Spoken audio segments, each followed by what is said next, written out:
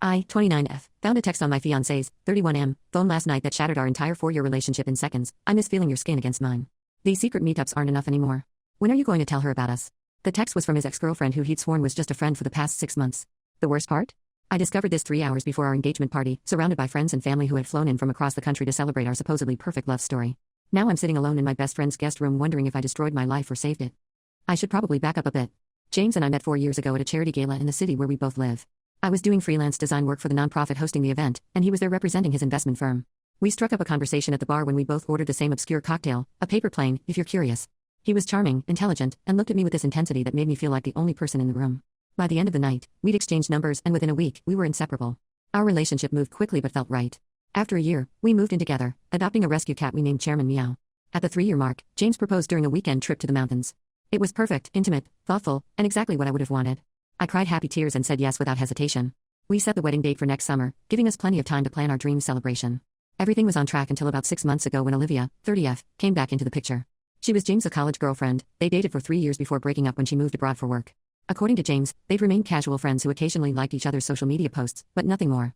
Then she moved back to our city for a new job opportunity, and James mentioned they'd grabbed coffee to catch up. I didn't think anything of it at the time. I've stayed friends with a couple of exes, and I trusted James completely. But something shifted after that. Small changes at first. James started being more protective of his phone, changing his password from our shared one, our anniversary, to facial recognition. He'd take calls in another room or step outside to text.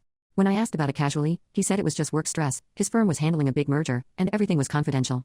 I probably would have believed him if I hadn't spotted Olivia's name flashing on his phone one evening while he was in the shower. The notification preview showed just, "Can't wait to see you tomorrow." Same. The rest was cut off.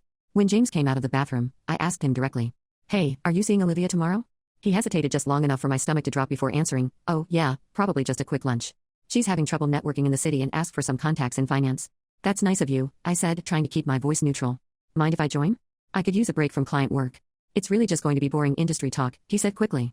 "Besides, don't you have that deadline for the brewery campaign?" He was right about my deadline, but wrong about me forgetting the weird feeling that settled in my chest that night. Over the next few months, these quick lunches and coffee catch-ups with Olivia became more frequent. Whenever I suggested joining, there was always a reason why it wouldn't work out. My best friend Natalie, 28F, told me I was being paranoid when I mentioned my concerns. "James adores you," she insisted over brunch one Sunday. "I've never seen that man look at anyone the way he looks at you. Besides, he's planning this huge engagement party. Would he be doing that if something shady was going on?" She had a point. James had been enthusiastic about our engagement party, insisting on handling most of the details himself, which was unusual since I'm typically the planner in our relationship. He said he wanted to surprise me with something special. I tried to quiet the anxious voice in my head and focus on our future. Then came the Instagram photo. I wasn't even looking for anything when I was scrolling through my feed one evening about a month ago. James had texted that he was stuck at the office for a client dinner, common enough in his line of work. But there it was, a photo posted by a restaurant downtown, featuring their Thursday night crowd at the bar. And in the background, clearly visible despite the dimmed lighting, were James and Olivia. Her hand was on his arm, and they were leaning close together, smiling in a way that looked intimate even from a distance. My hands shook as I zoomed in on the image. There was no mistaking them. I took a screenshot before I could overthink it, then spent the next 3 hours pacing our apartment, rehearsing what I would say when he got home. When he finally walked through the door around 11 p.m., I was sitting calmly on the couch, the screenshot pulled up on my tablet. "How was the client dinner?" I asked. "Exhausting," he sighed, loosening his tie. "Anderson won't commit to the portfolio adjustments we've recommended. We spent 2 hours going in circles." I turned my tablet toward him. Interesting venue choice for a client meeting. The color drained from his face as he recognized the photo. He was quiet for so long I thought he might simply walk out. It's not what it looks like," he finally said, using the nickname he knew I loved. "Then what is it, James?" "Because it looks like you having drinks with your ex-girlfriend while telling me you're at work." He sat heavily on the couch, keeping distance between us. I ran into her after my meeting. Anderson canceled last minute, and I was already downtown. It was completely innocent. "You expect me to believe that? After months of secret meetings and changed passwords?" "They weren't secret. I told you about them. Some of them. And every time I suggested joining, you had a reason why I couldn't." James ran his hands through his hair, his tell when he stressed. "You're making connections that aren't there. Olivia and I are friends. Yes, we dated years ago, but that's ancient history. I'm marrying you." I wanted to believe him. God, I wanted so badly to believe him that I almost convinced myself the knot in my stomach was just insecurity. "Let me see your phone," I said quietly. "What?" "No. I'm not giving you my phone because you're jealous of a friendship. If it's just friendship, what are you hiding?" "Nothing. But there's a principle here, L. Relationships are built on trust. Trust is earned through honesty," I countered. "And right now, everything about this feels dishonest." We argued in circles until after midnight. James eventually apologized for not mentioning running into Olivia but maintained that I was overreacting. He promised to be more transparent and even suggested we all have dinner together so I could see how platonic it really is. I reluctantly agreed, but the seed of doubt had been planted, and over the following weeks, it grew into a thorny vine of suspicion that wrapped around my heart. James seemed to be making an effort. He'd mentioned when he saw Olivia, invited me along once, though she canceled last minute with a migraine, and was more attentive at home. Then came our engagement party. James's mother Caroline, 56F, had insisted on hosting it at her country club. I'd always had a cordial but distant relationship with Caroline. She was polite but never particularly warm toward me. I'd overheard her once telling James that I wasn't quite what she'd imagined for him, but he had defended me, and I tried not to take it personally. The morning of the party, James went to the club early to oversee the final arrangements while I spent the day getting ready with Natalie. I was genuinely excited. Despite the rough patch, I loved James, and I wanted our marriage to work. I chose a champagne-colored silk dress that made me feel beautiful and confident. "You look stunning," Natalie said as she helped zip me up. "James is going to lose his mind when he sees you." I smiled, pushing away the lingering doubts. "You think?" "Absolutely. That man hit the lottery with you, and he knows it." We arrived at the club around 6 p.m. The event space overlooked the golf course, decorated with twinkling lights and white roses. It was breathtaking. James rushed over when he saw us, kissing me deeply. "You're gorgeous," he whispered. "I'm the luckiest man alive." For the first hour, everything was perfect. We mingled with guests, accepted congratulations, and shared the story of our proposal at least a dozen times. James kept his arm around my waist, and I started to believe we'd moved past the rough patch. Then I needed to use the restroom. On my way back, I realized I'd left my clutch at the table. As I approached, I noticed James's phone sitting next to it, screen up. A notification flashed, "Olivia again." Without thinking, I picked up the phone. James had recently mentioned changing his password to my birthday as a sign of transparency. I entered the numbers, and to my surprise, it worked. I know it was wrong to look through his phone. I've never been that person, and I've always believed privacy is important even in relationships. But something urged me to click on the message thread with Olivia, and once I started reading, I couldn't stop. Hundreds of messages going back months. Meetups at hotels. Reminiscing about their past. Plans for future rendezvous. And the most recent, "I miss feeling your skin against mine." These secret meetups aren't enough anymore. "When are you going to tell her about us?" His reply made me physically ill. "After the engagement party." I promised Mom I'd wait until after that. She's put too much into planning it. I must have stood there frozen for 5 full minutes, reading and rereading the messages. The pieces all fit now: Caroline's coldness toward me, James handling the party arrangements, his increased attention at home to throw me off the scent. My entire relationship suddenly felt like an elaborate lie. I didn't realize I was crying until I felt a hand on my shoulder. It was Ryan, 32M, James's best friend since college. "Ellie? Are you okay?" he asked, then glanced down at the phone in my hands. His expression shifted from concern to something like resignation. "Shit. You found out. You knew?" My voice was barely a whisper. Ryan looked pained. "I've been telling him to come clean for months. This isn't right, what he's doing to you."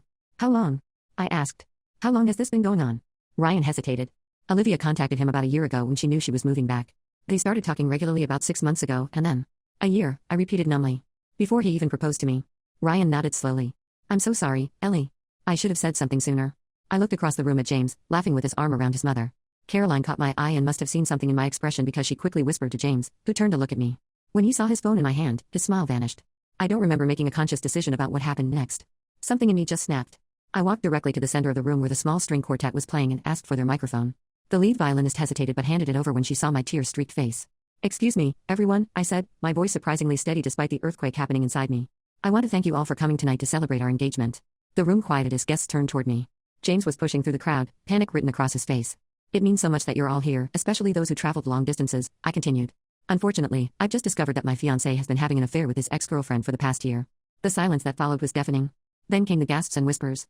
"He's been planning to end our relationship after this party, which apparently was important to host so his mother wouldn't be disappointed." I glanced at Caroline, whose face had turned crimson. "Well, I'm saving him the trouble. The engagement is off." I handed the microphone back to the stunned violinist, placed James's phone on a nearby table, and walked straight toward the exit. James caught my arm as I passed. "Ellie, wait. Please, I can explain." I turned to face him, acutely aware of everyone watching. "Explain what, James? The hotel receipts? The messages about how much you miss her? Or your plan to dump me after making me stand here like an idiot while you and your mother played along?" "It's complicated," he said, lowering his voice. "What we have is real too. I just got confused when Olivia came back." "Confused for a year? While proposing to me? While planning a wedding?" I pulled my engagement ring off and placed it in his palm. "I think you should give this to someone you're less confused about." I walked out of the country club with Natalie running to catch up with me. In the parking lot, I finally broke down, collapsing against her car as sobs racked my body. Natalie held me, whispering that she would take me home, that everything would eventually be okay. But as she drove me back to my apartment, the one I shared with James, with our silly cat and our shared dreams, I knew nothing would be okay for a very long time. The next morning, I woke up on Natalie's couch to 17 missed calls and 32 text messages. Most were from James, but there were also concerned messages from friends and family who had witnessed my public revelation. I ignored them all and called in sick to work. "What do you need?" Natalie asked, bringing me coffee and sitting beside me. "I need to get my things from the apartment," I said. "And I need to figure out where I'm going to live." "You're staying here as long as you need," she said firmly. "As for your things, we'll go when we know he's at work." James had apparently thought of this because his next text read, "I'm staying at Ryan's for a few days to give you space. The apartment is yours to pack whatever you need. We should talk when you're ready." The message made me laugh bitterly. Now he was concerned about my space? Where was that concern when he was meeting his ex-girlfriend in hotel rooms? Natalie and I spent that day collecting essentials from the apartment. Chairman Meow wound around my ankles as I packed, seemingly sensing something was wrong. I cried again when I realized I couldn't take him to Natalie's, which had a strict no pets policy. "We'll figure it out," Natalie promised. Maybe my sister can take him temporarily. As we were leaving, I noticed a small velvet box on the kitchen counter with a note. I was going to give you this at the party. It doesn't change anything, but I wanted you to have it. J. Inside was a delicate gold necklace with a paper plane charm, a reference to the cocktails we'd ordered the night we met. The thoughtfulness of it made the betrayal cut even deeper. How could someone plan such a meaningful gift while simultaneously planning to leave? I left the necklace but took the note as evidence of the strange duality of the man I thought I would marry. The week that followed was a blur of practical arrangements and emotional upheaval. I found a month-to-month rental that allowed pets, successfully negotiated with James through text to keep Chairman Meow, and threw myself into work to avoid dealing with the reality of my situation. James continued to text and call. His messages evolved from "please let me explain" to "I've made a terrible mistake" to "I ended things with Olivia, it was always you." I read them all but responded to none. It was Ryan who eventually gave me more context, reaching out about 10 days after the party debacle. "Ryan, can we meet for coffee? There are things you should know." Me, "Why should I trust anything you have to say?" Ryan, "Because I've known James for 15 years and I've never seen him destroy something good like this. And because I told him I'm talking to you and he doesn't know what about." Against my better judgment, I agreed to meet Ryan at a cafe far from my usual haunts. When I arrived, he already had my favorite drink waiting, a detail that made me realize how integrated James's friends had become in my life, and how much I stood to lose beyond just my relationship. "Thank you for coming," Ryan said, looking genuinely relieved to see me. "How are you holding up?" "As well as can be expected," I replied stiffly. "What did you want to tell me?" Ryan took a deep breath. "James and Olivia have a complicated history. They didn't just date in college, they were engaged briefly before she took the job abroad. This was news to me. James had never mentioned an engagement. When she left, he was devastated," Ryan continued. "It took him years to get over her. When he met you, it was like he finally moved on. I've never seen him happier than he's been with you. If I made him so happy, why did he cheat?" The word felt harsh in my mouth, but it was the truth. When Olivia contacted him last year, it was like he got pulled back into their old dynamic. She's always had this hold on him that none of us understand. It's like an addiction. Ryan looked down at his coffee. "I'm not defending what he did. It was wrong, and you deserve better." "You still haven't told me anything I need to know," I said, preparing to leave. "James was going to end things with Olivia that night," Ryan said quickly. "Not you. He realized he was making a huge mistake and was planning to come clean about everything after the party and beg for your forgiveness." I laughed incredulously. "That's convenient timing." "I know how it sounds," Ryan admitted. "But I saw the messages. He told her it was over the morning of the party. That's why she sent that text, she was trying to change his mind." "Let me get this straight," I said, my voice rising enough that a nearby patron glanced our way. "I'm supposed to believe that after a year of lying and cheating, James had a sudden moral awakening on the very day I happened to find out?" Ryan winced. "I know it sounds unlikely. It sounds like bullshit," I corrected him. "And even if it were true, it doesn't change anything. He betrayed me for a year, Ryan. A year of looking me in the eyes and lying. A year of making wedding plans while seeing someone else. How could I ever trust him again?" Ryan didn't have an answer for that. As I walked home from our meeting, I reflected on something my therapist once said about how people often affair down, choosing affair partners who are easier or who represent some unresolved part of their past rather than a genuine upgrade. I wondered if that's what had happened with James and Olivia, not that she wasn't worthy, but that their connection was rooted in unfinished business rather than a healthy future. Either way, I knew one thing with absolute certainty: I deserved someone who chose me every day, not just when their ex wasn't available. When I returned to my temporary apartment, I finally responded to one of James's texts. "Me, I met with Ryan today. Nothing he said changes what happened. Please respect my wishes and stop contacting me. I'll reach out when I'm ready to discuss practical matters like the lease." James responded immediately. "James, I understand. For what it's worth, I know I made the biggest mistake of my life. I'll always regret hurting you. Take all the time you need." That night, I cried myself to sleep for what felt like the 100th time, but something had shifted. The pain was still there, but alongside it was a small, growing sense of my own resilience. I had survived the unimaginable, and somehow, I was still breathing. So, Reddit. Ida for exposing my fiancé's betrayal at our engagement party instead of handling it privately? First update. Wow, I'm genuinely overwhelmed by the support I've received from all of you. Thank you for the thousands of comments, DMs, and awards. Reading your stories of survival and healing has been incredibly comforting during this nightmare. For those wondering, the consensus seems to be that I'm NTA, which is reassuring because I've been second-guessing myself constantly. It's been almost 2 months since my last post, and a lot has happened. I promised several people I'd update when I felt ready, so here goes. First, the practical stuff. I found a small one-bedroom apartment that allows pets, so Chairman Meow and I are officially moved in. It's not fancy, but it's mine, and there are no memories of James here. I've thrown myself into work, picked up some new freelance clients, and even got a small promotion at my day job, which has been a much-needed confidence boost. I finally agreed to meet with James about 3 weeks after the engagement party fiasco. We met at a neutral coffee shop, and I brought Natalie for moral support. She sat at a nearby table pretending not to eavesdrop. I was proud of how calm I remained while he stumbled through an explanation that amounted to, "I got confused when Olivia came back and made a series of terrible decisions, but I realized before the party that it was you I really wanted." When I asked why I should believe the timing of his epiphany, he showed me his text conversation with Olivia from the morning of the party. "James, we need to end this. What we're doing isn't fair to Ellie, and I can't keep living a double life. I love her, and I'm going to come clean about everything after the party." "Olivia, are you serious? After everything we've talked about? Your mother doesn't even like her." "James, my mother's opinion isn't relevant. I made a commitment to Ellie, and I broke it. I need to try to fix what I've done if she'll let me." "Olivia, that's why I texted you later. I was upset. But I know you, James. You'll be back. You always come back to me." Reading their exchange made me feel physically sick. The casual way they discussed my life, the reference to Caroline's disapproval, the toxic cycle they seemed trapped in, it all confirmed that walking away was the right decision. I told James the first appreciated his honesty but needed more time before I could even consider forgiveness. How much time? He asked, looking broken in a way that would have melted my heart 2 months ago. I don't know, I answered truthfully. Maybe never. We left things unresolved, which felt appropriate given the circumstances.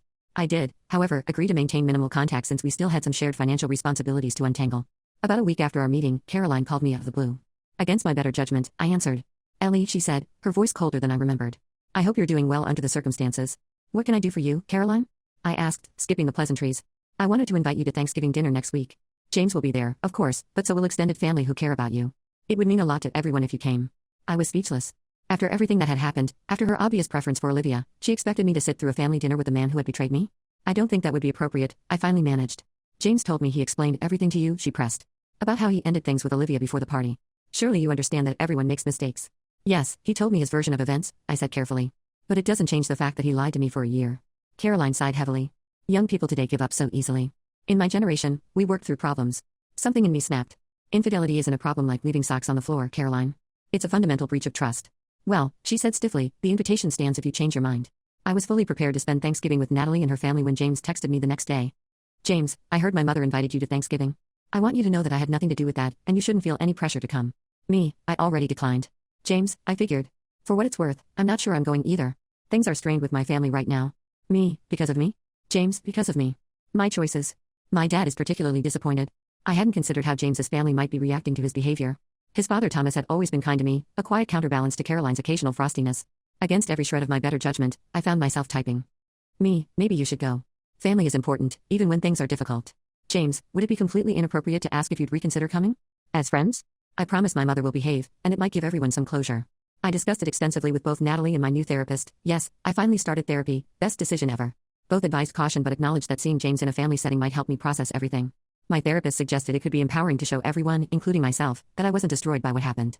So that's how I found myself pulling up to the Harrington family home on Thanksgiving Day, dressed in a new burgundy sweater dress that made me feel confident, clutching a store-bought pumpkin pie and regretting every life decision that had led me to this moment. James met me at the door, looking simultaneously relieved and terrified to see me.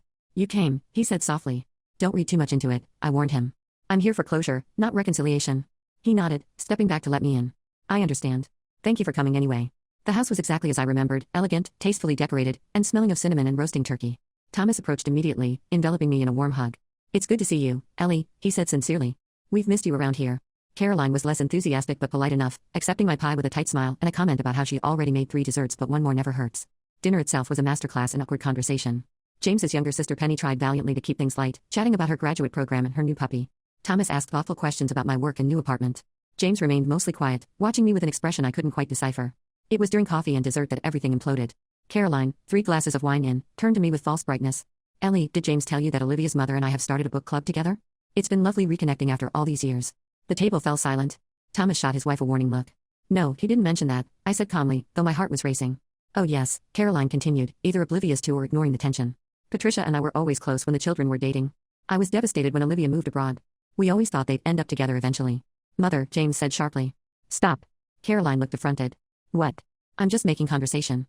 You're being deliberately hurtful, James said, his voice tighter than I'd ever heard it. And you promised you'd behave. I am behaving, Caroline insisted. I'm merely pointing out that some connections never truly fade. Isn't that right, Ellie? You must have felt that way about an ex before. I placed my napkin carefully on the table. Actually, Caroline, when I commit to someone, I commit fully. No backup plans, no secret texts, no hotel rendezvous. Thomas nearly choked on his pie. Penny's eyes widened to saucers. Well, Caroline sniffed. I suppose we all have different values. Caroline, Thomas warned, but she was on a roll now. I'm just happy that Olivia is back in James's life, even if it's complicated right now. That girl always understood our family in a way that... She trailed off, seemingly realizing she'd gone too far. In a way that I never could? I finished for her. Please, don't stop now. You've clearly been waiting to say this for years. James stood abruptly. That's enough, Mother. Ellie and I need some air. He gestured for me to follow him onto the back porch. The November air was crisp, bordering on cold, but the chill felt good against my fleshed skin. I'm so sorry, James said immediately. That was unforgivable. Was she always like that about me? I asked quietly. Or is this new? James leaned against the porch railing, looking tired. She always had a soft spot for Olivia. They come from similar backgrounds, similar social circles. But she never used to be this obvious about it. Did it factor into your decision? To reconnect with Olivia? He was quiet for a long moment. I don't think so. Not consciously. But maybe knowing my mother approved made it easier to justify. His honesty was both refreshing and painful. I'm going to go, I said. This was a mistake. Please don't leave because of her, James pleaded. Dad and Penny want you here. I want you here. What you want stopped mattering to me the day I found those texts, I reminded him. Before he could respond, the porch door opened and Ryan stepped out. I hadn't realized he was at dinner too. Everything okay out here? He asked, eyeing us both cautiously. Fine, James replied tersely. Just dealing with my mother's usual tact and diplomacy. Ryan winced. Yeah, I caught the end of that. Listen, James, your dad is asking for you inside. Something about helping with a clogged sink?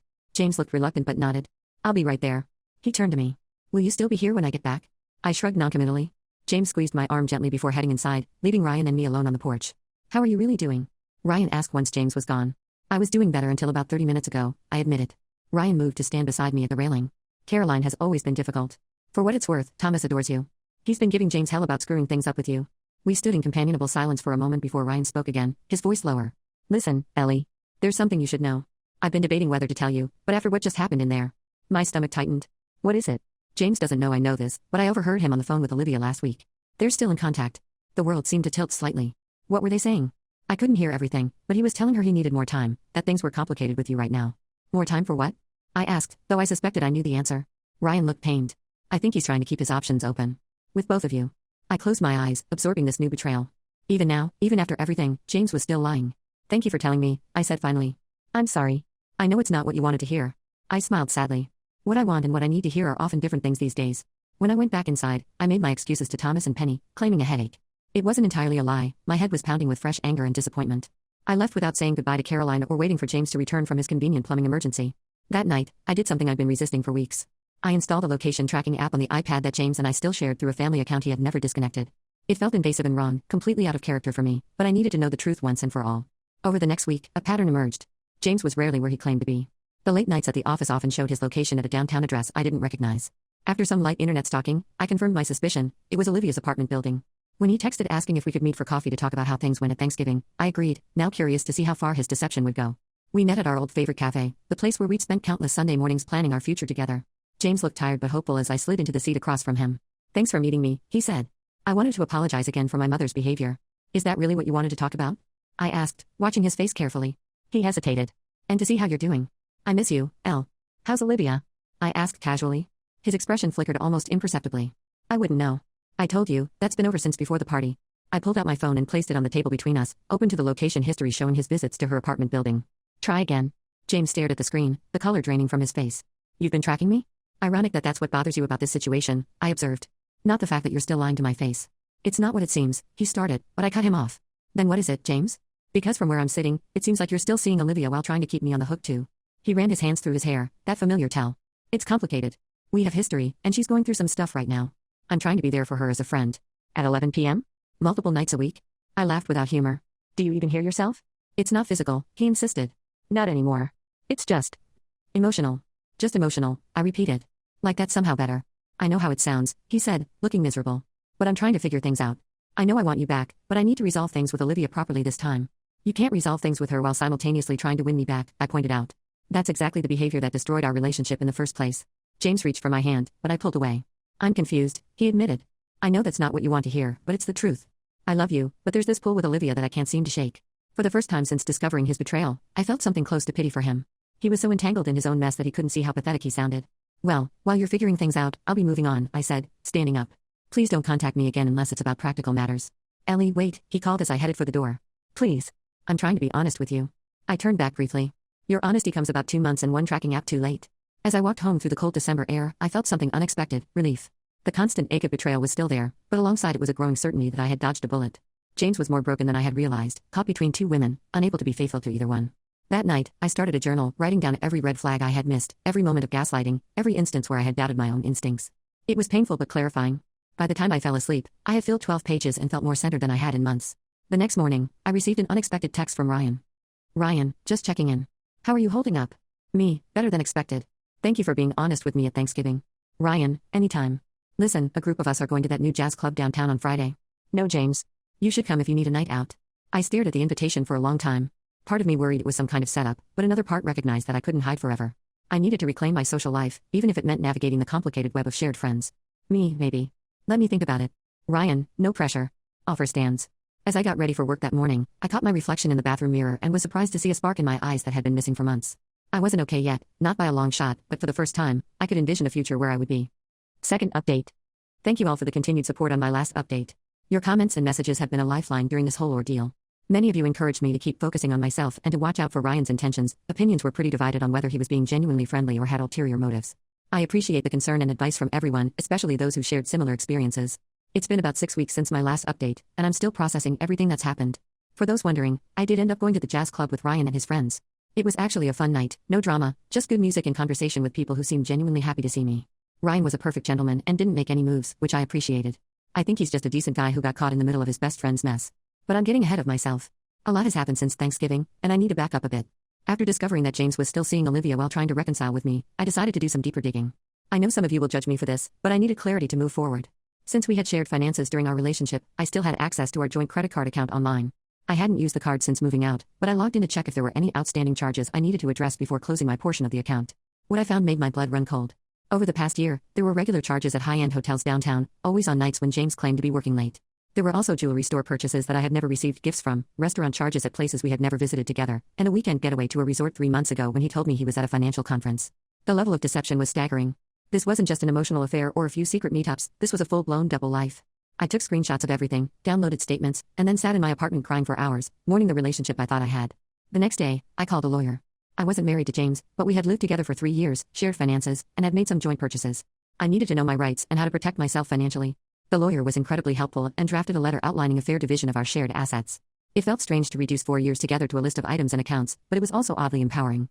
I decided to bring the evidence and the lawyer's letter to James in person. I was done with the lies and half-truths. We agreed to meet at a cafe near my office during lunch hour, a public place where neither of us could make a scene. James arrived looking polished in his work suit but with dark circles under his eyes. He smiled tentatively when he saw me, which only fueled my determination. "Thanks for meeting me," he said, sliding into the booth across from me. "I've been doing a lot of thinking since our last conversation." "So have I replied, placing the folder containing the credit card statements on the table between us. "I think it's time we were completely honest with each other." His eyes flicked to the folder. "What's this?" "Hotel charges. Jewelry purchases. Weekend getaways. Ring any bells?" The color drained from his face. "You went through our credit card statements?" "They're my statements too, James. I was checking for outstanding charges before I closed my part of the account." He was quiet for a long moment, then sighed deeply. "I don't know what to say." "The truth would be a start," I suggested. "No more it's complicated or I'm confused. Just the plain truth." James ran a hand over his face. "The truth is I've been seeing Olivia since she came back to town. At first, it was just coffee to catch up, but things escalated quickly. We have history." "So I've heard," I said dryly. "The previously unmentioned engagement, for example." He looked surprised. "Ryan told you about that?" "Yes. Unlike you, Ryan occasionally speaks truthfully." James winced. "I should have told you. I just didn't know how to bring it up without making things weird." "Well, mission accomplished on the weird front," I said. "So you've been seeing her for a year. Through our engagement. Through our wedding planning. All while looking me in the eye every day and telling me you loved me." "I do love you," he insisted. "That's what makes this so difficult. I love you both, in different ways." I laughed, a short, bitter sound. "That is such a cop-out. Love isn't just a feeling, James.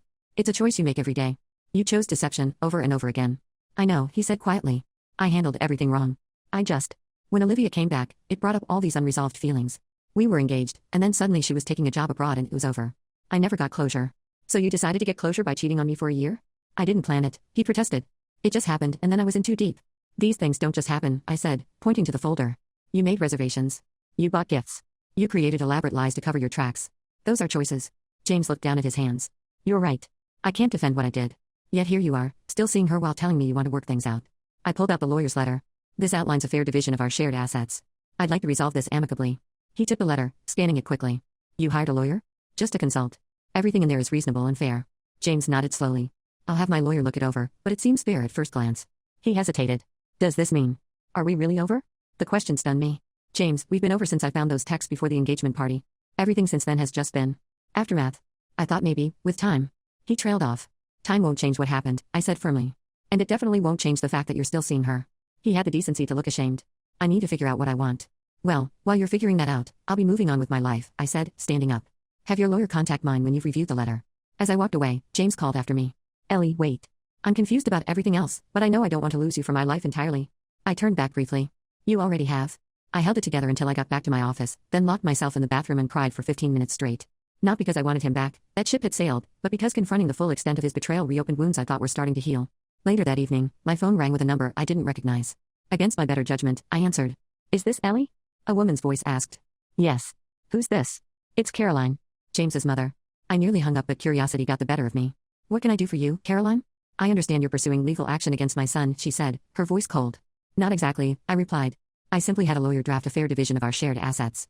Everything was purchased together, so it needs to be divided properly. James is devastated, she continued as if I hadn't spoken. You've put him in an impossible position. I laughed incredulously. I put him in an impossible position? Your son maintained 2 relationships for a year, Caroline. He created this situation, not me.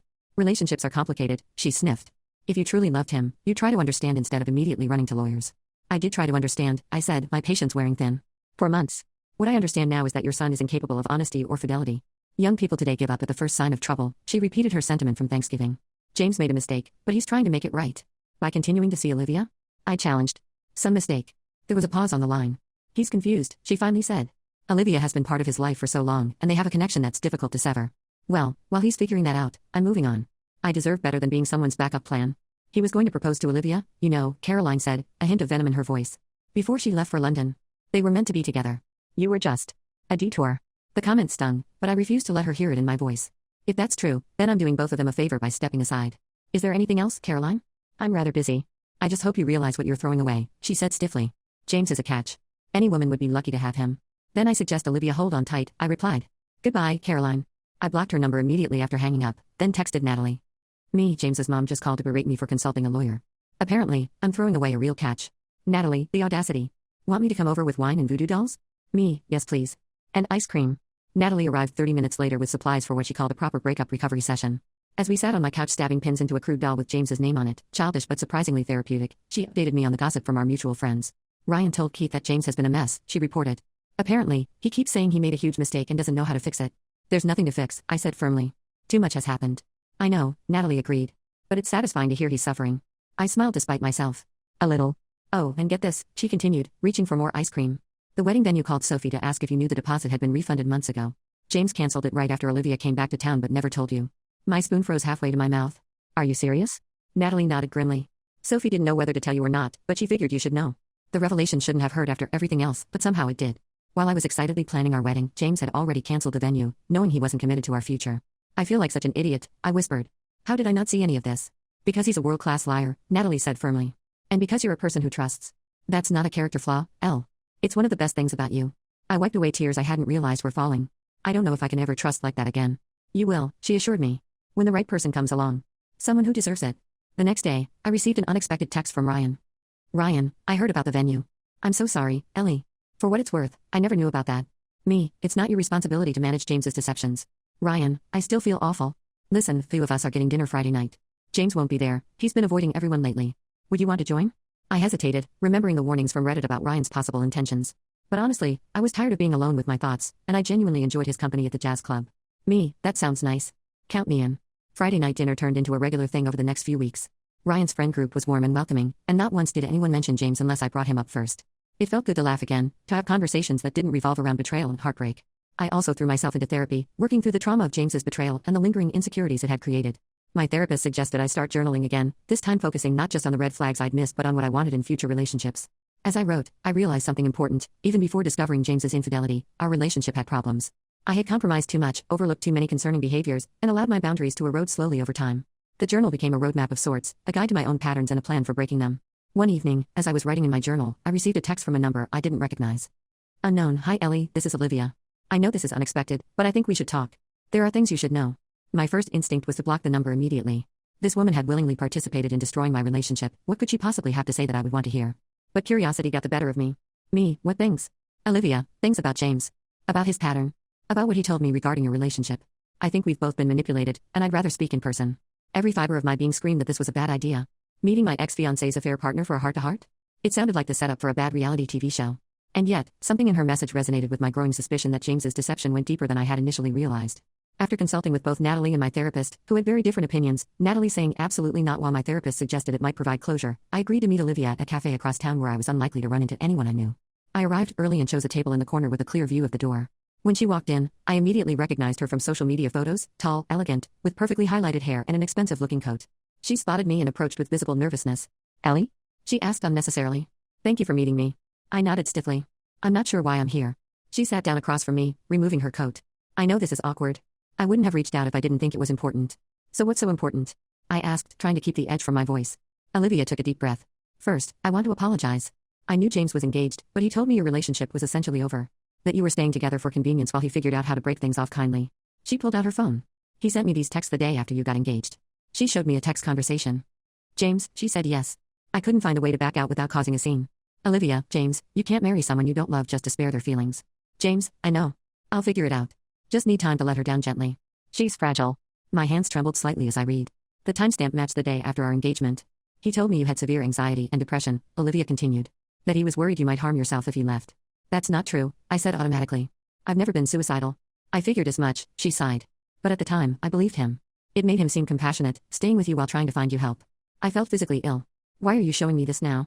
Because I recently found out he's been lying to me too, she said, her composure slipping slightly. We ran into his friend Ryan last week and Ryan mentioned how devastated James has been since you left him. How he's doing everything he can to win you back. But that's not, I stopped, realization dawning. He's been telling you we're over while telling me he needs time to figure things out. Olivia nodded grimly. Classic triangulation. Keep both women uncertain and competing. He told me he ended things with you the morning of our engagement party, I said. She laughed bitterly. He told me the same thing about you. That he was going to officially break up with you after the party because his mother had put so much effort into planning it. She hesitated. There's more. James and I were engaged before, did you know that? I heard, I confirmed. What you probably don't know is that he was dating someone else when we got back together the first time in college, she said. A girl named Rebecca. He did the same thing, told her they were on a break, told me she was just a friend. The truth only came out when she showed up at his apartment one night. Why would you get back together with him after that? I couldn't help asking. Olivia looked embarrassed. He was very convincing about having changed. And we have. History. His mother and mine are close friends. Everyone always expected us to end up together. Caroline made that abundantly clear, I muttered. Caroline has been orchestrating this for years, Olivia revealed. She's the one who told me James was unhappy in your relationship. She's the one who suggested I reach out when I moved back to town. The pieces were clicking into place. So when he proposed to me, he was already in contact with me, Olivia confirmed. Caroline gave him my new number about a month before your engagement. I sat back, trying to process it all. So he's been playing both of us. For a year. Longer, I think, Olivia said. But yes. And you're just now having a crisis of conscience? I couldn't keep the bitterness from my voice. She had the grace to look ashamed. I deserved that. The truth is, I wanted to believe him. It was easier than admitting I was helping destroy someone else's relationship. But after running into Ryan and hearing the complete opposite of what James has been telling me, she trailed off. Why tell me all this? I asked. Why not just confront James and be done with it? Because I think we both deserve the truth, she said simply. And because I'm done being manipulated by James and his mother. We ended up talking for nearly 2 hours. Comparing stories, timelines, and text messages revealed a pattern of manipulation so calculated it made my skin crawl. James had been meticulously crafting different narratives for each of us, keeping us both on the hook while giving himself maximum freedom and minimum accountability. Before we parted ways, Olivia looked at me with unexpected warmth. For what it's worth, I think you dodged a bullet. We both did. I managed a small smile. I think you're right. When I got home that night, I poured myself a glass of wine and tried to process everything I'd learned. The James the first thought I knew, the man I had planned to marry, had never really existed. He was a masterful manipulator who had been living a double life for years. I pulled out my journal and wrote until my hand cramped, pouring out all the anger, betrayal, and strangely, relief that came with finally understanding the full scope of what had happened. At some point, the tears came, not for the loss of James, but for the woman I had been, who had trusted so completely and been so thoroughly deceived. The next morning, I woke up with a clarity I hadn't felt in months. I drafted a text to James. I met with Olivia yesterday. We compared notes. I know everything now, the manipulation, the lies you told both of us, your mother's involvement. Don't contact me again, for any reason. Any communication about remaining practical matters should go through my lawyer. James responded almost immediately. James, Ellie, please. I can explain.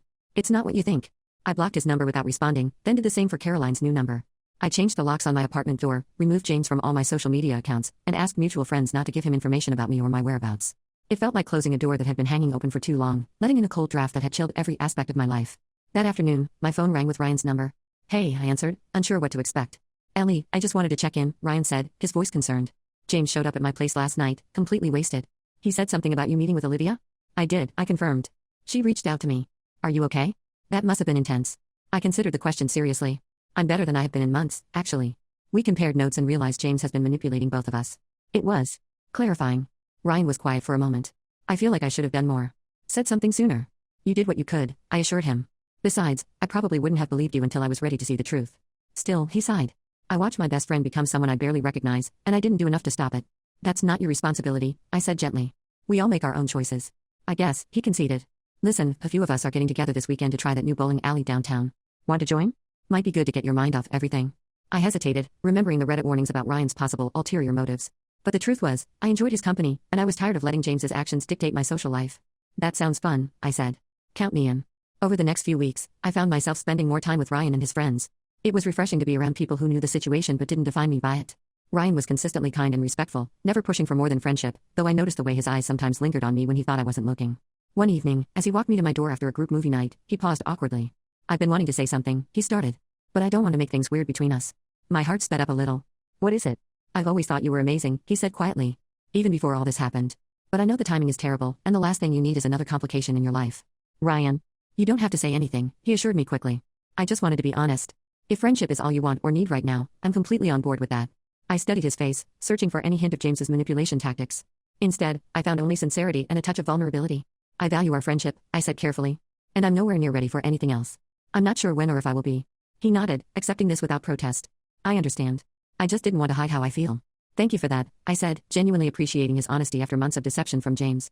Transparency means a lot to me these days. Ryan smiled. Then I'll transparently tell you that I value our friendship above anything else, and I won't jeopardize that. As I watched him walk back to his car, I felt a complicated mix of emotions.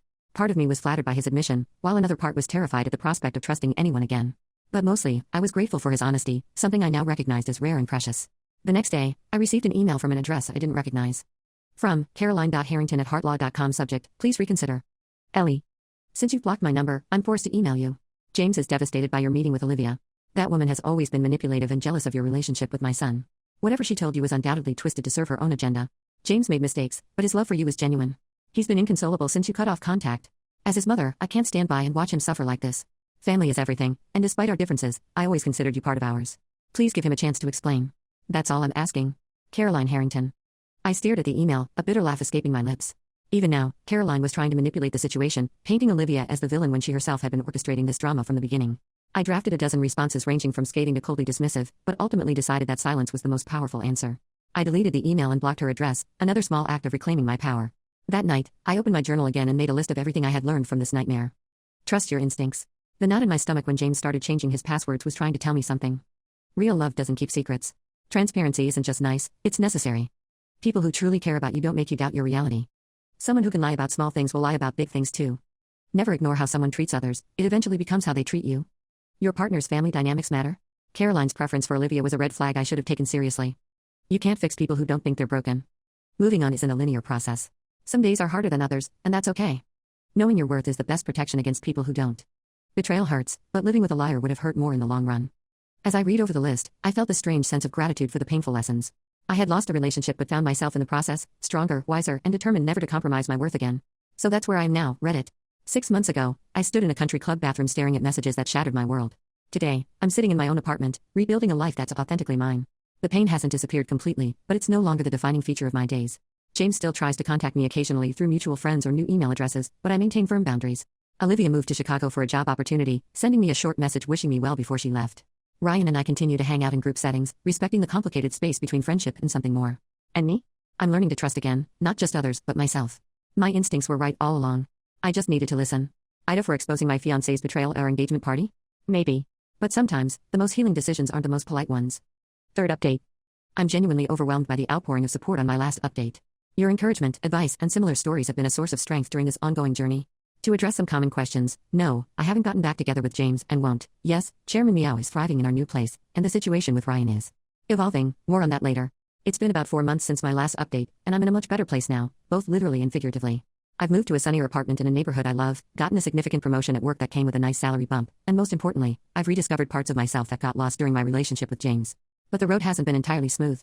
About a month after my last update, I was scrolling through Instagram when I came across a photo that stopped me cold. It was posted by one of our mutual acquaintances, a group shot at a bar downtown.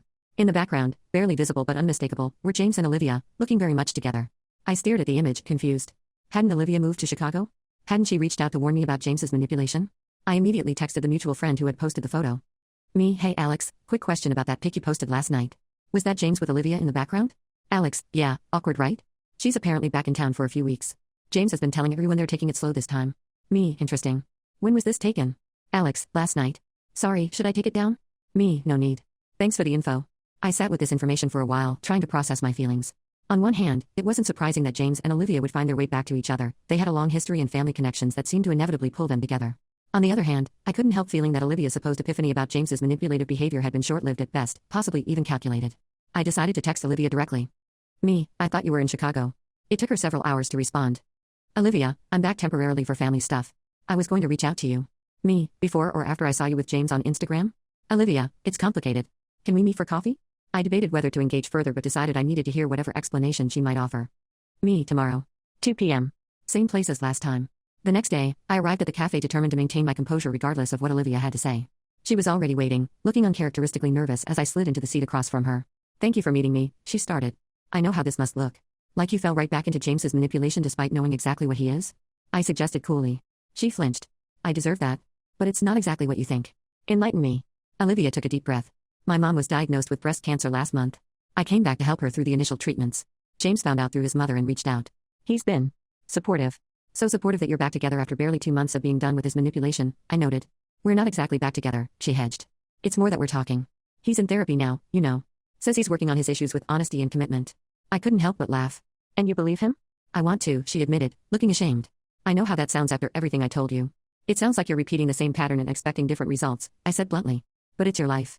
I just don't understand why you felt the need to meet with me about it. Olivia looked down at her coffee. Because I owe you the truth. James has been telling people that you two are taking a break and that he expects you'll get back together eventually. My stomach dropped. What? She nodded.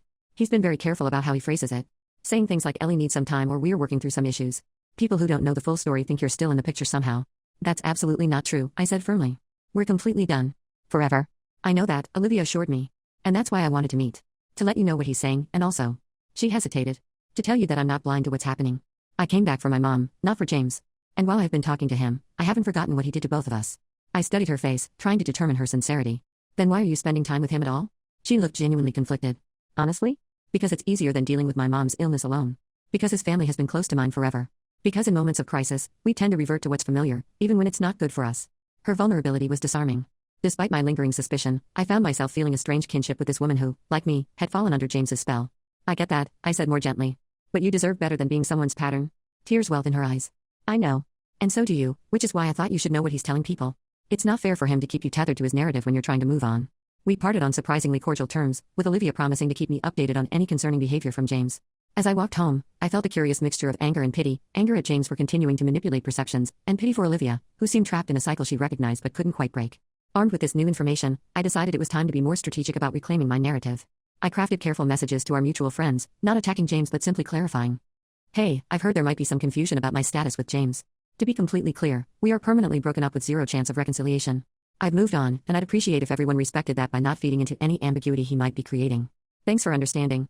The responses were overwhelmingly supportive, with many friends expressing surprise that there was any confusion at all. A few admitted that James had indeed been vague about our status, leading them to believe reconciliation was possible. With the air cleared among our social circle, I turned my attention to my own healing and growth.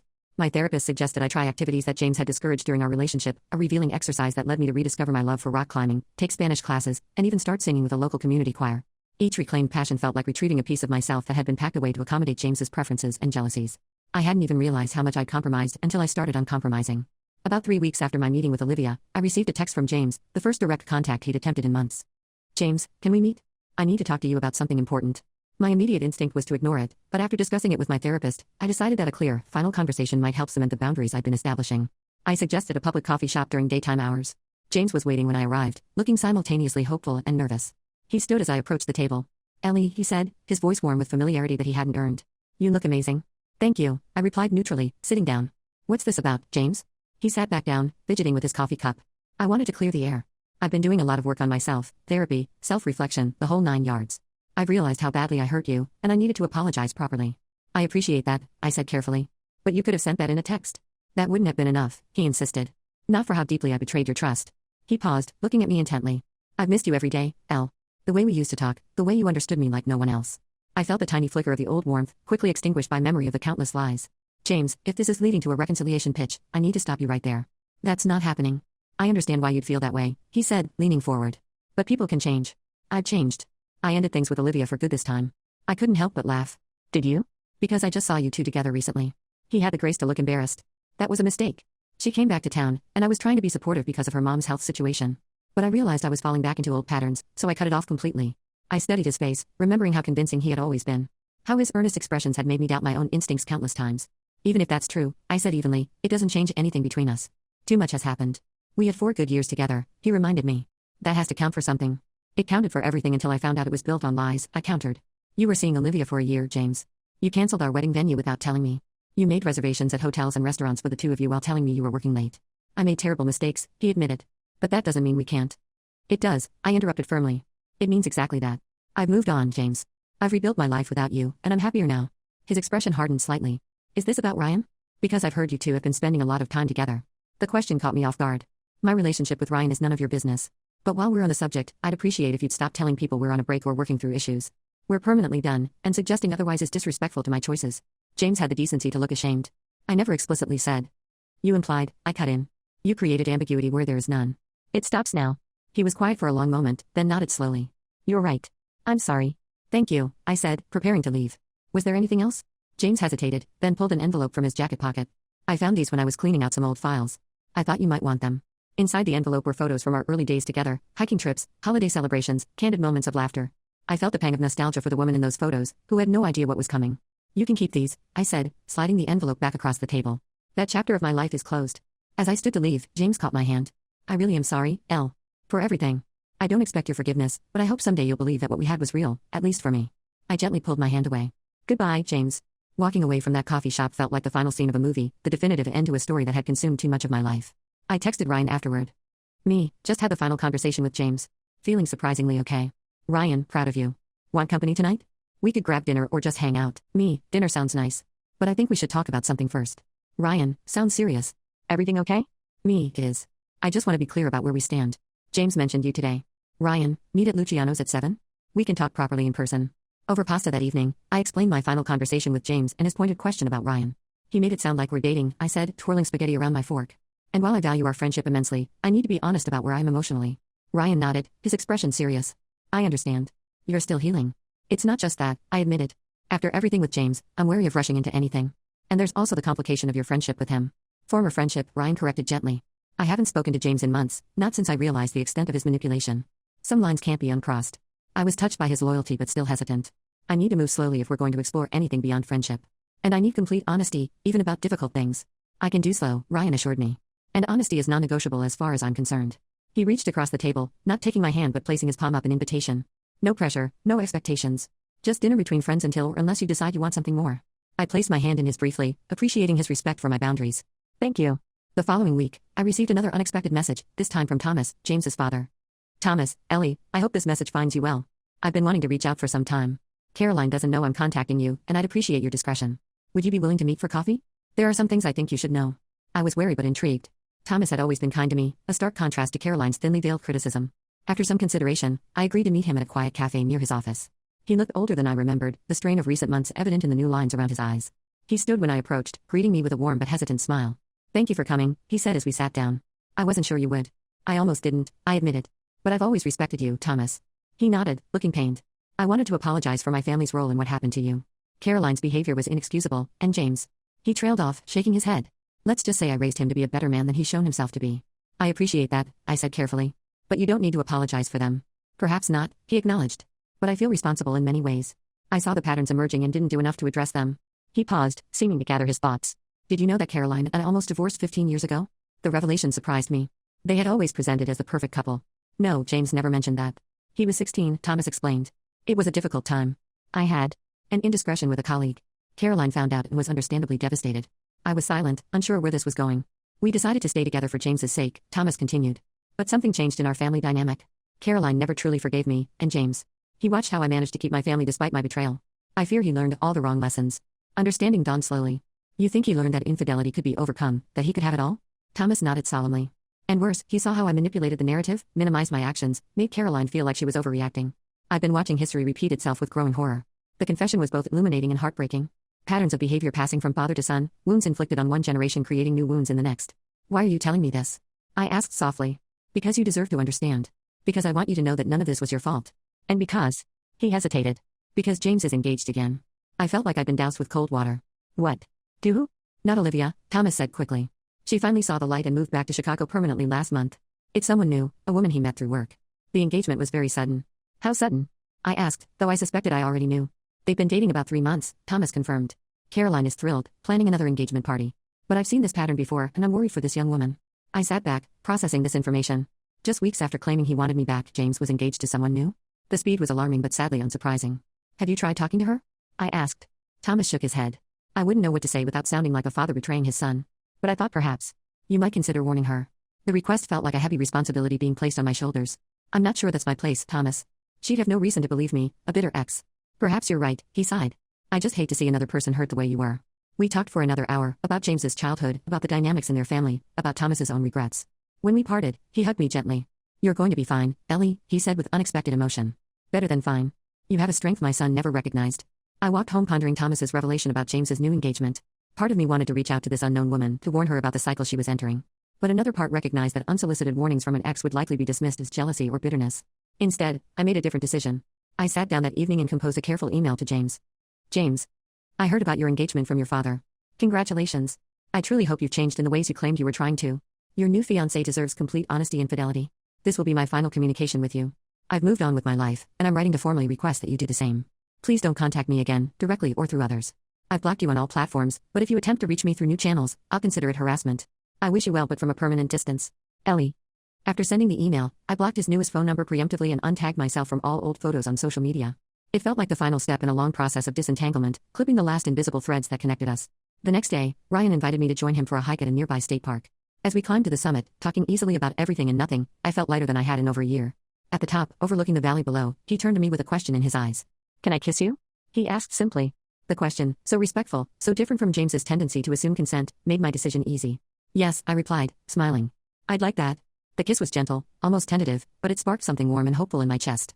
Not a raging fire like I'd had with James, but a steady glow that felt sustainable, safe. "I've been wanting to do that for months," Ryan admitted when we broke apart. "But I needed you to be ready." "Thank you for waiting," I said sincerely. "For giving me time and space to heal." We took things slowly after that, deliberately building a foundation of trust and communication. Each date, each conversation, each respectful interaction showed me what I had been missing with James, a partnership of equals, without manipulation or hidden agendas. About a month into our new relationship status, Ryan and I were having dinner at my apartment when he suddenly looked serious. "There's something I need to tell you," he said, putting down his fork. "Something about James." My stomach clenched reflexively. "What about him?" "His engagement ended last week," Ryan said cautiously. "Keith told me. Apparently, she found messages between him and Olivia." I absorbed this information, surprised by my lack of surprise. History repeats itself. Ryan nodded grimly. "Keith said James is telling everyone she overreacted, that the messages were innocent." "Sound familiar?" "Too familiar," I agreed. Then, after a moment's reflection, "I feel sorry for her. And for Olivia, being pulled back into his orbit again. You're a remarkably compassionate person, you know that?" Ryan said, looking at me with admiration. "After everything he put you through, most people would be celebrating his misfortune." I considered this. A year ago, maybe I would have. But now? I just feel sad for everyone involved in his patterns. Including him. Later that night, as Ryan was preparing to leave, he paused at the door. "Can I ask you something?" "Of course. Are you still in love with him?"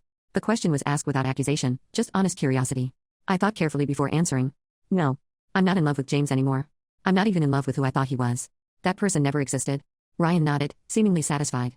"Just checking. I don't want to be anyone's rebound." "You're not," I assured him, taking his hand. "You're my fresh start." So that's where I am now, Reddit. A year after discovering those texts on James's phone, my life looks completely different. New apartment, new job title, new relationship, new sense of self. The woman who stood crying in that country club bathroom feels like a different person, someone I remember with compassion but no longer inhabit.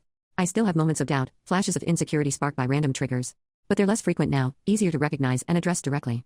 My therapist calls this post-traumatic growth, the positive psychological change that can emerge from struggling with challenging life circumstances. James's latest failed engagement is a stark reminder that I didn't cause his behavior and couldn't have fixed it. He's caught in his own cycle, one that will continue until he truly commits to change.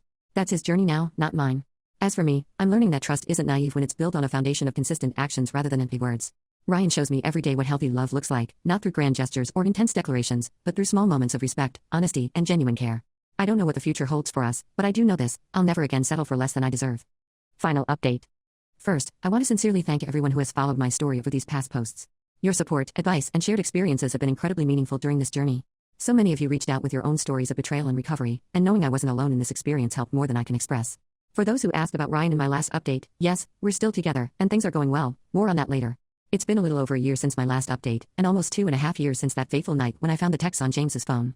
So much has changed that sometimes I barely recognize my life, in the best possible way. The biggest change is professional. I left my job at the design agency and started my own freelance business. It was terrifying at first, but Ryan helped me build a website, and Natalie connected me with her network. Within 6 months, I had enough clients to match my previous salary, and now I'm actually making more while working fewer hours. The flexibility to set my own schedule and choose projects that excite me has been incredibly empowering. Ryan and I have been officially together for about 16 months now. We moved in together 3 months ago after taking things very slowly and deliberately. I was nervous about cohabitation after my experience with James, but Ryan suggested a 6-month lease to start, a low-pressure way to test the waters. So far, it's been wonderful. He's meticulously clean, a pleasant surprise, respects my need for alone time, and makes the world's best Saturday morning pancakes. The most significant aspect of our relationship is the complete transparency. We have an open phone policy, though neither of us has ever felt the need to check. We communicate clearly about our schedules and social plans, and we have a weekly check-in where we discuss anything that might be bothering us, no matter how small. These structures help me rebuild trust not just in Ryan, but in relationships generally. Chairman Meow tolerates Ryan, which is high praise from him. He still sleeps exclusively on my side of the bed, but he'll occasionally permit Ryan to scratch behind his ears, progress we celebrate enthusiastically. Therapy continued to be a crucial part of my healing journey. About 6 months ago, my therapist suggested we scale back to monthly sessions, as I developed strong coping mechanisms and a healthy perspective on what happened with James. I'm proud of the work I've done to process that betrayal without letting it define my ability to trust or love again. I wish I could say the story ends there, with me happy in my new life, James a distant memory, but life is rarely so neat. About 2 months ago, I ran into Olivia at a coffee shop downtown. I almost didn't recognize her. Her hair was shorter, and she looked somehow lighter, more at ease. "Ellie?" she said, spotting me before I could decide whether to acknowledge her or slip away unnoticed. "Olivia," I nodded, keeping my tone neutral. "I thought you were in Chicago." "I moved back permanently last month," she explained. "Got a better job offer here." She hesitated, then asked, "Do you have a minute to chat?" Part of me wanted to politely decline and continue with my day, but curiosity won out. We sat at a small table near the window, an awkward silence stretching between us. "How have you been?" she finally asked. "Good," I replied honestly. "Really good, actually." "You?" "Better," she said with a small smile. "I've been in therapy for the past year. Working through a lot of stuff."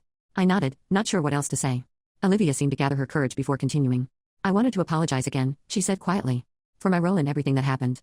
I know words don't mean much at this point, but I am truly sorry." "I appreciate that," I said, surprised by my lack of anger. Time and distance had dulled the sharp edges of betrayal, leaving mostly pity for everyone caught in James's web of manipulation. "What prompted the therapy, if you don't mind my asking?" Olivia's eyes darkened slightly. "After I moved back to Chicago, James kept contacting me. Even during his new engagement, which lasted all of 3 weeks, by the way, he was sending me messages, trying to keep me as his backup plan. I finally realized the pattern, how he'd been doing this for years, keeping multiple women on the hook. My therapist helped me see that I deserved better than being someone's safety net." "That sounds familiar," I acknowledged. "It took me a long time to recognize those patterns too." "I heard you're with Ryan now," she said, changing the subject. "He always seemed like a good guy." "He is," I confirmed, unable to suppress a small smile. "Very different from James in all the right ways." Olivia looked genuinely happy for me. "You deserve that. After everything." We chatted for a few more minutes about neutral topics, her new job, my business, the city's recent restaurant openings. As we prepared to part ways, she hesitated. "There's something else you should probably know," she said carefully. "James is engaged again." I blinked in surprise. "Already? To who?" "A doctor he met at a charity event. They've been dating for about 4 months." I absorbed this information, noting my complete lack of emotional response. "Well, I hope they're happy," I said sincerely. "That's generous of you," Olivia observed. "Though if history is any indication." She didn't need to finish the thought. We both knew the pattern all too well. "Actually," she continued, "that's not the part I thought you should know. The thing is, he's telling people a very different version of what happened between you two." My stomach tightened slightly. "What do you mean?" "He's saying you were emotionally unstable, that you imagined his infidelity because of deep-seated insecurity issues. That he tried to help you get mental health treatment, but you refused." She looked uncomfortable sharing this. "I only know because we still have mutual friends who've mentioned it." I sat back, momentarily stunned by the audacity of his lies. Then, surprisingly, I started to laugh. "Of course he is," I said, shaking my head. "Rewriting history is his specialty." "You're not upset?" Olivia asked, looking confused. "Not really," I realized. "Anyone who knows me knows that's not true. And anyone who believes him without question isn't someone whose opinion matters to me." We parted ways amicably, with Olivia promising to send me some potential client connections from her new company. As I walked home, I reflected on how differently I felt about her now, not as the other woman who helped destroy my relationship, but as another victim of James's manipulation. The realization was oddly freeing. When I told Ryan about the encounter that evening, his reaction surprised me. "I've been meaning to tell you something related to that," he said hesitantly. "James reached out to me last week." I felt a flicker of unease. "What did he want?" "To clear the air," Ryan said, making air quotes with his fingers. "He suggested meeting for drinks to talk about how things ended between us as friends." "And what did you say?" "I told him I wasn't interested in reconnecting," Ryan said simply. "That our friendship ended the moment I realized how he treated you, and nothing he could say would change that." The knot in my stomach loosened. "Thank you." "For what?" "Not meeting with a manipulative jerk?" Ryan smiled. "Low bar, L." "Still," I insisted. "It means a lot that you were direct with him." Ryan took my hand. "I learned from you. Your boundaries are so clear and healthy, it's one of the things I admire most about you." The compliment warmed me because it acknowledged how far I'd come. The woman I was before would have struggled to set and maintain boundaries, especially with someone as persuasive as James. 2 weeks after running into Olivia, I received an unexpected email from Caroline. From caroline.harrington@heartlaw.com. Subject: Congratulations. Ellie. I heard about your new design business from Thomas, who saw your work featured in the business journal. Congratulations on your success. I also understand you're in a relationship with Ryan now. While I've always had reservations about him, I hope he treats you well. James is engaged to Dr. Sophia Chen, a wonderful young woman who has brought much joy into our family. The wedding is planned for next spring. I'm sure you understand why you won't be receiving an invitation, but I wanted you to hear the news from me rather than through mutual acquaintances. I hope this email finds you well. Caroline Harrington. The email was so perfectly Caroline, seemingly polite while subtly undermining her reservations about Ryan, the unnecessary mention of not inviting me to a wedding I would never want to attend. In the past, a message like this would have sparked anger or pain. Now, it barely registered as anything more than mildly annoying. I deleted it without responding and went back to designing a logo for my newest client. Caroline, like James, no longer had the power to affect my emotional state, a victory I savored quietly. About a month later, Ryan and I were having dinner with Natalie and her new boyfriend when my phone lit up with a text from an unknown number. Unknown, Ellie, this is Sophia Chen, James's fiancé. I know this is out of the blue, but I was hoping we could meet. There are some things I'd like to ask you about. I stared at the message, a strange sense of déjà vu washing over me. It had been Olivia reaching out last time, and now James's new fiancé was following the same script. I showed the text to Ryan, who frowned. Are you going to respond? He asked. I don't know, I admitted. Part of me feels obligated to warn her, but another part thinks it's not my place to get involved. What does your gut tell you? Ryan asked, always supportive of my intuition. I considered the question seriously. That she deserves the truth, but also that I don't need to be the one to provide it. I typed a response. Hi Sophia. I understand your curiosity, but I think whatever questions you have would be better directed to James. Our relationship ended badly, and anything I say would likely be dismissed as bitterness from an ex. I wish you well. Her response came quickly. Sophia, I appreciate your candor. The reason I'm reaching out is that I found some concerning messages between James and someone named Olivia. When I confronted him, he said you had fabricated similar accusations due to mental health issues. I'm a psychiatrist, and something about his explanation doesn't add up. I'm not asking you to break confidences, just to verify if there was in fact infidelity involved in your breakup. The message confirmed what Olivia had told me about James's revisionist history. More concerning was his apparent pattern, already connecting with Olivia again despite being engaged to Sophia. After some thought, I replied. Yes, there was infidelity. Extensive and documented. I discovered texts between James and Olivia before our engagement party. He had been seeing her for about a year. I have screenshots of conversations, credit card statements showing hotel charges, and other evidence if you need it. I'm sorry you're going through this. Sophia, I suspected as much. Would you be willing to forward that evidence to me? I promise complete confidentiality. I hesitated, unsure if sharing such personal material with a stranger was wise. After discussing it with Ryan and Natalie, I decided to send redacted versions of some key pieces of evidence, enough to corroborate my story without oversharing private details. I included a brief timeline of events and James's pattern of maintaining relationships with multiple women simultaneously. Sophia, thank you. This confirms what I was beginning to piece together myself. I appreciate your willingness to share something so personal with a stranger. I hope it helps you make whatever decision is right for you. Take care, Sophia. 3 days later, I received a final message from her. Sophia, I ended the engagement. James tried every manipulation tactic in the book, but having your evidence made it impossible for him to gaslight me successfully. Thank you for helping me avoid what would have been a terrible mistake. I wish you all the best. I shared the update with Ryan that evening as we walked Chairman Meow on his leash in the park near our apartment. Yes, we're those people with a cat on a leash. He actually loves it. I'm glad she got out early, Ryan said. Before the wedding, before more damage could be done. Me too, I agreed. Though I feel a little sorry for James in a way. Ryan looked skeptical. Really? After everything he did? Not sorry enough to wish him well or want him back in our lives, I clarified. But sorry in the sense that he seems trapped in this cycle of deception and loss. He keeps creating these situations that ultimately lead to his own unhappiness. Ryan considered this. That's remarkably compassionate of you. Therapy works wonders, I said with a small smile. Besides, living well is the best revenge, right? And I am living very well these days. As if to prove my point, Ryan stopped walking and turned to face me. Speaking of living well, he said, suddenly looking nervous. There's something I've been wanting to ask you. My heart skipped a beat as he reached into his pocket. Ryan. It's not what you think, he said quickly, pulling out a small box. Or at least, not exactly. He opened it to reveal a beautiful silver key on a simple chain. This is a key to my family's lake house, he explained. My parents gave it to me last weekend. I know we've talked about taking things slowly and being cautious, and I respect that completely. But I also want you to know that I'm all in, Ellie. I love you, and I see a future with you. Tears pricked at my eyes. I love you too. The key isn't a proposal, he continued. It's a promise that when you're ready, whether that's 6 months from now or 2 years or whenever feels right to you, I'll be here. No pressure, no timeline, just certainty about how I feel. The thoughtfulness of the gesture, acknowledging my need for caution while still affirming his commitment, was so perfectly Ryan. I took the key, running my finger over its ridges. Thank you, I said softly. For understanding that I need to move at my own pace. Always, he promised, wrapping an arm around me as we continued our walk. We have all the time in the world. That night, as Ryan slept beside me, I reflected on the journey of the past 2.5 years. The devastation of discovery, the pain of betrayal, the slow rebuilding of my life and sense of self. If someone had told me on that horrible night at the country club that one day I would be genuinely happy again, with a thriving business, a healthy relationship, and a clear sense of my own worth, I wouldn't have believed them. Yet here I was, not despite what happened but partly because of it. The experience had forced me to confront patterns I'd been blind to establish boundaries I'd never prioritized, and to recognize my own resilience in ways I might otherwise never have discovered. I still catch myself occasionally scanning for signs of deception or waiting for the other shoe to drop. Recovery isn't a straight line but a winding path with occasional backsliding. The difference now is that I recognize those moments for what they are, echoes of old wounds, not intuitions about my current reality. When those moments come, I remind myself of the truth I've learned, that genuine love doesn't require constant vigilance or anxious monitoring.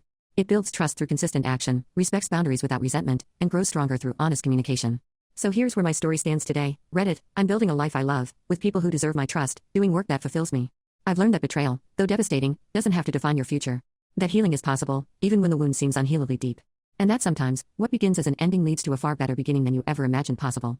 As for the original question I posed all those months ago, was I the asshole for exposing James's betrayal at our engagement party? Maybe in terms of social etiquette. But in terms of standing up for myself and refusing to participate in the charade he had created? Absolutely not. That moment of raw, unfiltered truth telling was the first step on a path to authenticity I'm still walking today. Thank you all for walking it with me. Edit to address some common questions in the comments. Yes, Ryan knew James was my ex when we started hanging out. He was completely transparent about their friendship history from the beginning. No, James and Caroline don't know where I live now. I've kept that information private. For those asking about Thomas, James's dad, we still exchange occasional emails. He left Caroline 6 months ago and is living his authentic life for the first time in decades. We had coffee last month, and he seemed genuinely happy. Chairman Meow is thriving and has his own Instagram now, Chairman Meow, with a surprising number of followers. To the person who asked if I've forgiven James, forgiveness isn't a point you reach once and permanently, it's a practice. Some days I feel at peace with what happened, and other days the anger resurfaces. I'm working on it, not for his sake but for mine.